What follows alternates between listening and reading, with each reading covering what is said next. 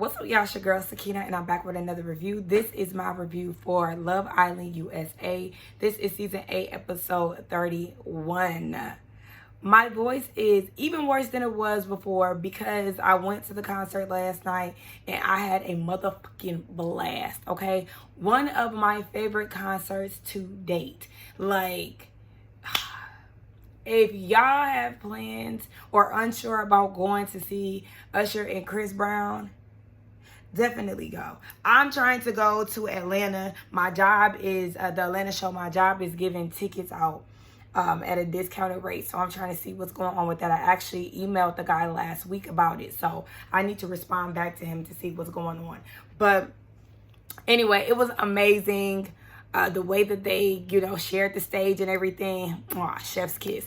But anyway, y'all ain't come here to see or hear about none of that. Half of y'all don't even like Chris Brown, which I totally understand. But I was there to really see Usher. And yes, it was a really good time. But anyway, let's get into this review because I got stuff to do. Now, the episode picks up with Dylan talking to Kenzie. It's hot as fuck in here. I really tried it. Side note. So I made sure to film in one of my favorite spots in my dad's house. It's the sunroom. Like, I love being in here, but it's hot as hell. And so we definitely need to hurry up. But like, y'all probably can't see, but like, it's like a whole setup in here. Like, I love it. And it's just like surrounded by windows. But anywho, yeah. So Kenzie is talking to Dylan and she was like, I'm all about you. Like, I don't know what else to tell you. I feel like we going in circles. And Dylan feels like suddenly a weight is lifted off of his shoulders. And he feels like her getting upset indicates that she really cares. Dylan, shut the fuck up. You're getting on my nerves. I said it's that simple, huh?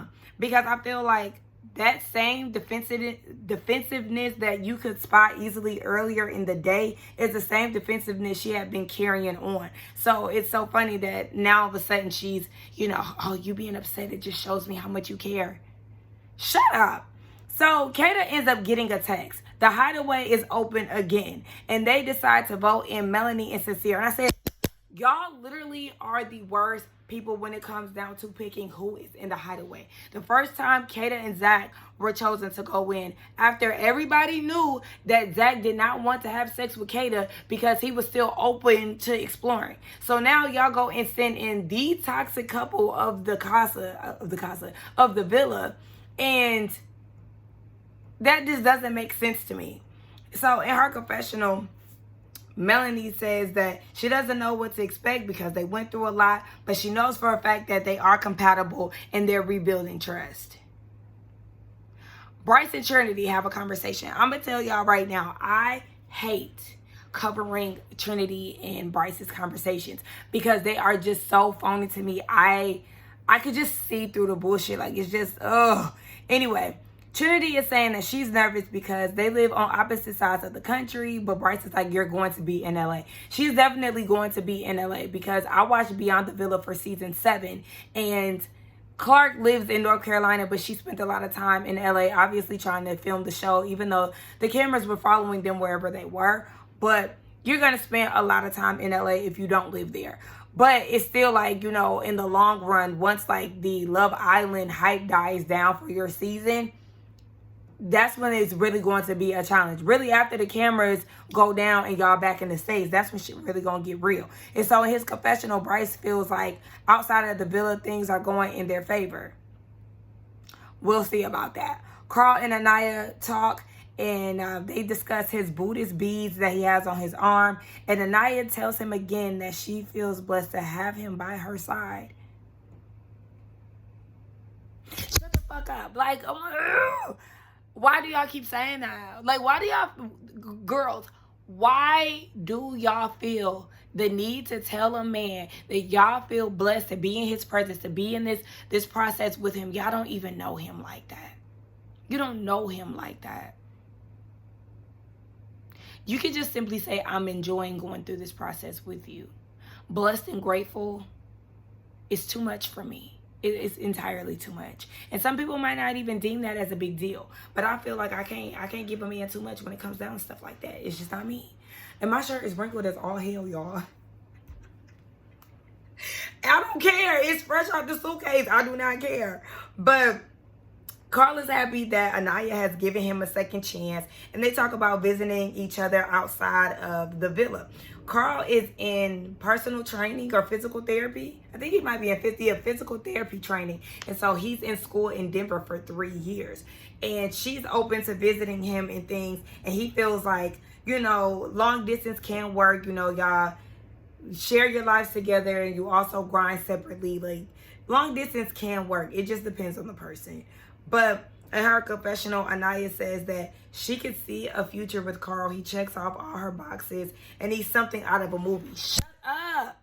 I'm so tired of her talking about fairy tales and shit. She's too into that. She is too into that. And I hate, again, that people are eating up this whole Black Cinderella thing. Like, I get it, but I get it especially because she talks about how her life is a fairy tale, X, Y, and Z. So it's fitting. I get it, but this fairy tale thing that y'all see with Carl and Anaya, it doesn't exist. It doesn't.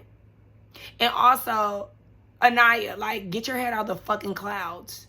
Literally. Because that's how you end up being hurt by doing all that naive fairy tale, oh, life is but a dream ass shit. Like, you can still have your happy ending and all of that, but I just feel like people do kind of need to be realistic when it comes to shit like that, because I thought my life was going to be like Sex in the City.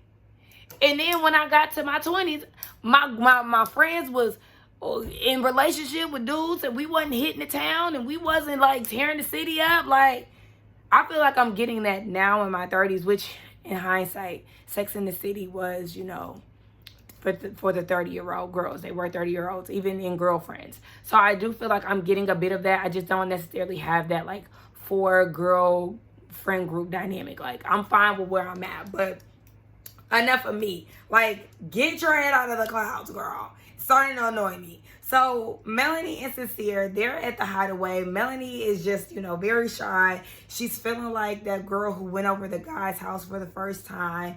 And they're laying in bed and he's thinking about his mom and how she's probably calling him all kind of dumbs for the way that he's been acting. And Melanie said that her mom wouldn't be upset with him. She would just tell him, don't do that shit again. I feel bad, Mel. I feel bad because you getting terrible advice, obviously, at home too. So you have your friends who are condoning you being with this man who continuously breaks your heart, and then your mom is at home and she would easily forgive him too. So I guess shit, you got it honest, baby. Surrounding yourself with people who obviously give you bad advice, that is terrible.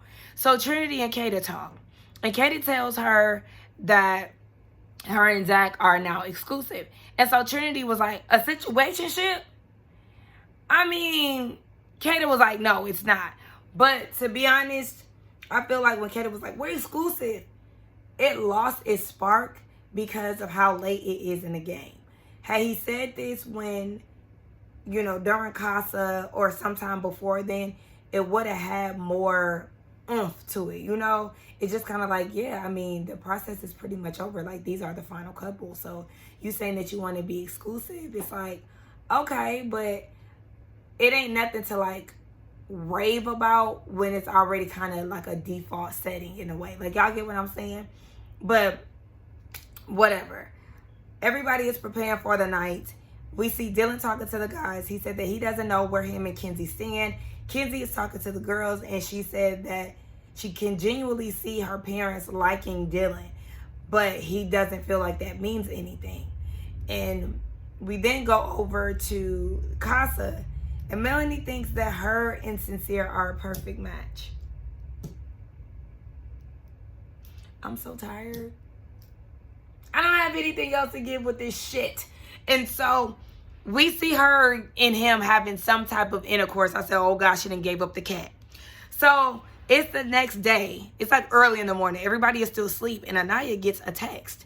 It's girls' day. And so she's sneaking around the beds to wake the girls up. Meanwhile, the men are completely knocked out. I was cracking up by the way that she was going around and she was having trouble trying to wake Kata up. But I was like, dang, I noticed when somebody get out of bed. But that's also because I'm a light sleeper. So that is what it is. But She gets the girls out of the house.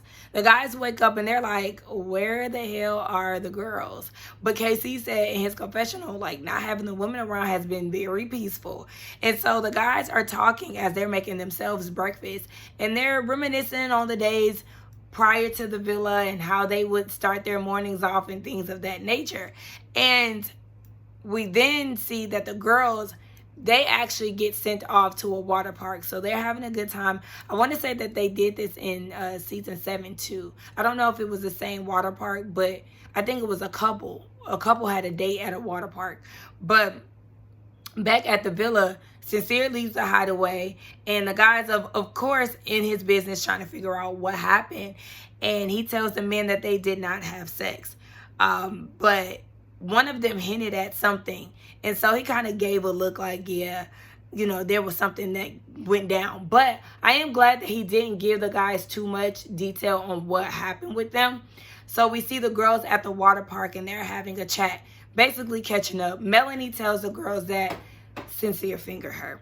And Kenzie, so then Kenzie, she tells them about her and Dylan. She said that she had been apologizing for about a week. I'm like, damn, about what though? Like, when you think about it, movie night was a week ago. Oh no, she been apologizing since she kissed the gal, whatever the fuck his name is. Okay, so yeah, I see why she been apologizing for a week. Tierra tells them that she loves her some Casey. Stop saying that. Stop saying that.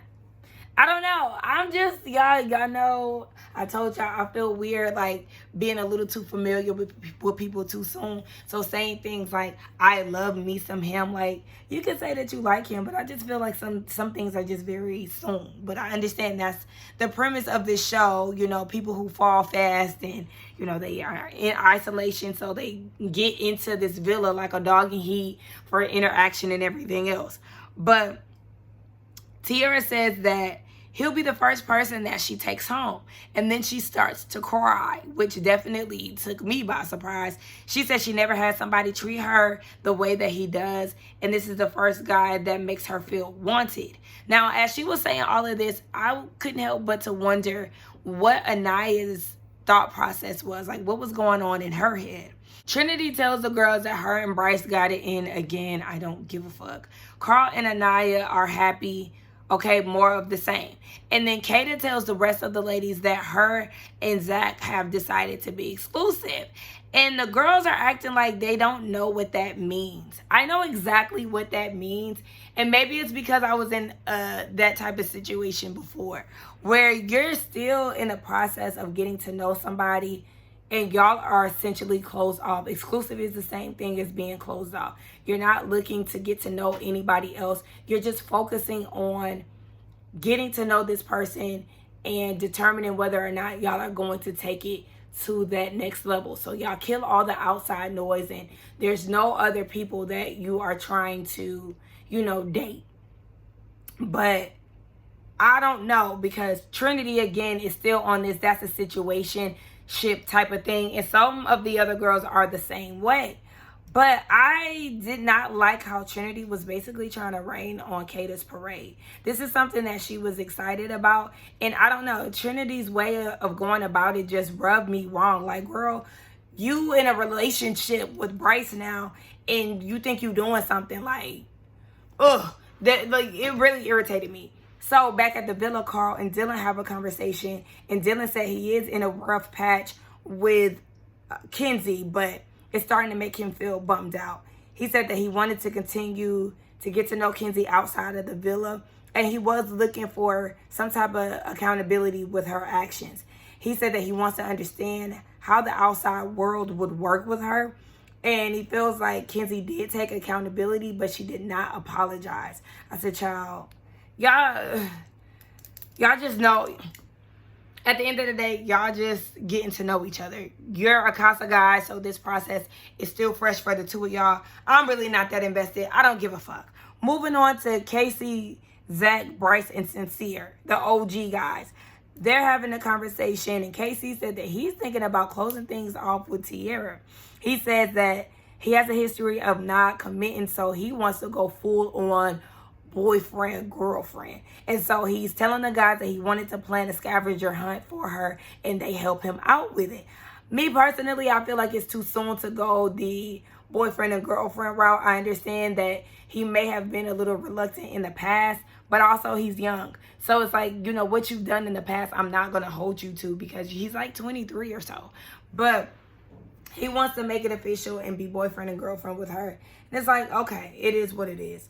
So the girls come back to the villa, and Melanie and Sincere, they catch up, obviously, because he woke up out of the hideaway by himself. I was like, damn, that is kind of fucked up. I feel like one that cuts into their hideaway time, even though they wasn't supposed to be in there in the first damn place. But I do feel like that kind of cut into their time, and it also could make somebody's mind wander. But somebody like Sincere, yeah, you need to let him sweat a little bit. So actually, I'm not mad at that. So she was asking, you know, did you tell the guys about what we did in the hideaway? And he said, no, he's not a liar. And that's your motherfucking problem right there, because you just told a lie by saying that you wasn't a liar. Don't piss me off, and you lucky I missed. That's why I gotta smack your ass. Let me get my damn pen back. Anyway, yeah, so it's like, at first I was like, you did lie, but he did kind of lie in a way. Like, he didn't say it, but they know that there was something that happened. Whatever, I don't care. Moving on to Kenzie and Kata. Kata is annoyed that the girls are taking her and Zach's exclusiveness as a situationship. And Kenzie doesn't take it that way. Kenzie feels like being exclusive in here is something that you say until you're in the real world and you can ask to be official together. It's more of a romantic thing. I understand exactly where Kenzie is coming from. Me personally, would prefer to do the boyfriend and girlfriend thing outside of the villa, because I feel like once you get into the real world and acclimated back into your groove, you know, things change, feelings change, and the rose-colored glasses are removed. You're no longer in this isolated, controlled environment, which is the villa. So you really have to see how y'all are going to navigate things, and to see if this was just a situation that seemed right in the villa but doesn't make sense in the real world. So I again think that what Zach and Kata are doing is the right way to go about things. Zach walks up into the conversation and he thinks that situationships are messy, the same way that Kata thinks that. But I see why people think that, because typically situationships are messy. They are. But it doesn't have to be a drama-filled situation for it to be deemed a situationship. You know, it's a situationship is another form of, you know, non-commitment. So I understand why people feel the way that they feel, but at the same time, I am more so on the side of Zach and Kata, just with their whole thought process of being exclusive in the outside world. Trinity and Bryce, they don't get it. And I feel like that's okay, because we don't get this fake ass relationship between the two of y'all. So I guess y'all equal. Everybody is preparing for the night, and Zach and Bryce are so pressed, again asking Sincere if him and Melanie had some type of intercourse. Why do y'all fucking care that much? Like, I would have asked Sincere, have you and Bryce fucked each other yet? Like, get off my motherfucking dick. Anyway, Sierra and Anaya, they got new wigs. I said, I guess that water park and all that chlorine or whatever it was fucked up the units. So they had to switch the style up and borrow some of Trinity's hair. I wasn't fond of it. I wasn't. Like, Anaya, girl, you should have got braids. You should have got braids. Don't be mad at me. You should have got braids. Chickens in that. Hey! Anyway, I'm playing on y'all camera. But the men prepare for this scavenger hunt for Tierra. Dylan and Kenzie have another conversation. Kenzie apologizes. She said that she was hurt because she believes what she's telling him. And she hasn't acted this way with anyone else. Again, Kenzie, stop saying that. Stop saying that. The fact that she's mentioning that she hasn't been this way with somebody else, like, that doesn't help the situation. And so Dylan feels like their next test will be outside of the villa. And he said that she then tells him that he has some qualities that her dad has. Okay. moving on, Zach and Kata, they're having a conversation again, and Kata is very pissed off. She says she doesn't want to be antisocial, but it's making her feel like she wishes she hadn't told the girls about her and Zach being exclusive.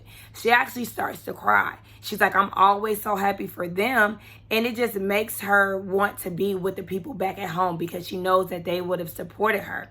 And so Zach thinks that maybe Bryce and Trinity have an arrogance about them because they were highly voted and now they're boyfriend and girlfriend. Say that shit.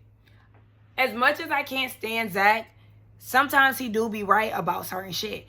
We share the same sentiment when it comes down to this Bryce and Trinity thing. Like, Kata never once questioned that fake ass relationship that they got going over there, and she's been their biggest supporter. So now they're in this fake ass relationship, and I feel like they got a little too much dip on their motherfucking chip, especially Trinity. Like, girl, this bland ass relationship, and you expect me to fall for this shit? Fuck no. And so Kata is really hurt by Trinity, and she feels like she's on some type of high horse. She is. And speaking of Trinity, her, Melanie, and Anaya are over at Say Less, and they're having a conversation about how they don't get the whole exclusive situation. Anaya says, if you guys are saying that y'all are dating each other without the title, then just say that y'all are boyfriend or girlfriend. That's not what they're doing. What they're doing is trying to focus on their connection outside of the villa to determine whether or not it will make sense for them to be boyfriend and girlfriend. That's what they're doing. And Trinity said maybe they're trying to see about the long distance with him being, she said, in Australia. Is that where he lives? I thought he lived in Britain. I don't know, but he lives in a whole nother country. She lives in the States, so maybe that's the reason why. Okay, yes, that's another factor. So why couldn't you understand what she was saying? Like, there are factors as to why they should not be boyfriend and girlfriend right now.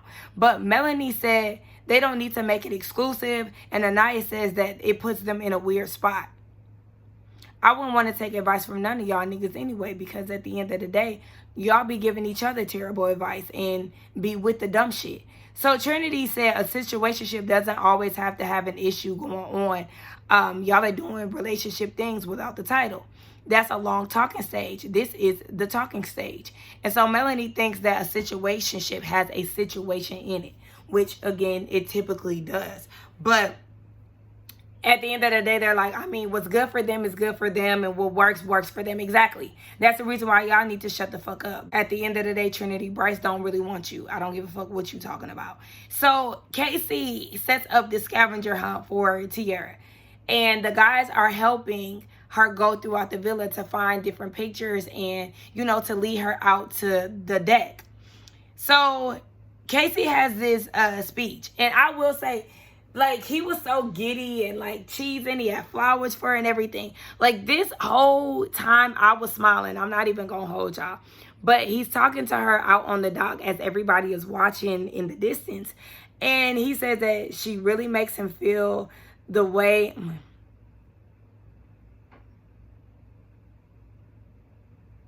Oh, I'm sorry, y'all. I was trying to read what I wrote, but I was typing and texting, and so it doesn't make sense. But basically what he was saying is she makes him feel a way that no one else has made him feel in the villa or whatever.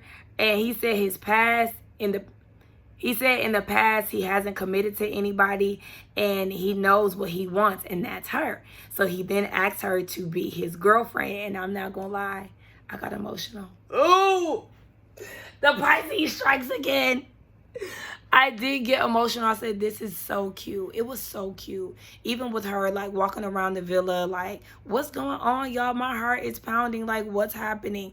In the way that he was just talking to her, I said, this is so cute. So in his confessional, he said that he wants to start this new chapter with her.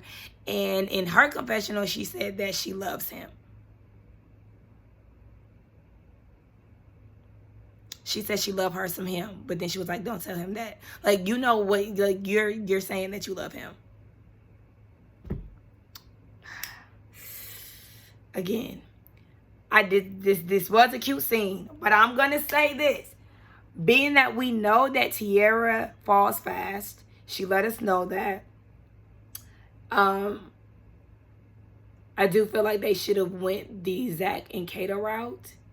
again, because they still are getting to know each other. This is a Casa girl, and so y'all haven't spent a lot of time together, and Casey did acknowledge that, but you still got to be careful, because I'm still not over her freaking out and like being like, oh wow, why are we arguing? And they wasn't arguing all that weird shit. Like, that's still in the back of my head. But it's cute though. It was cute, and I believe it. I do believe. I don't think that they have a fake connection. I don't believe that there's no chemistry here. It's real. Out of everybody thus far, they definitely, for me, have the strongest connection, for sure. But let's get down in the comments and talk, y'all. Y'all let me know what y'all think. Do y'all think that Zach and Kata are in a situationship? Do y'all think that the way that Zach and Kata are going about their relationship outside of the villa is wrong? Do y'all think that the girls are wrong, like the other girls, when it comes down to the situationship?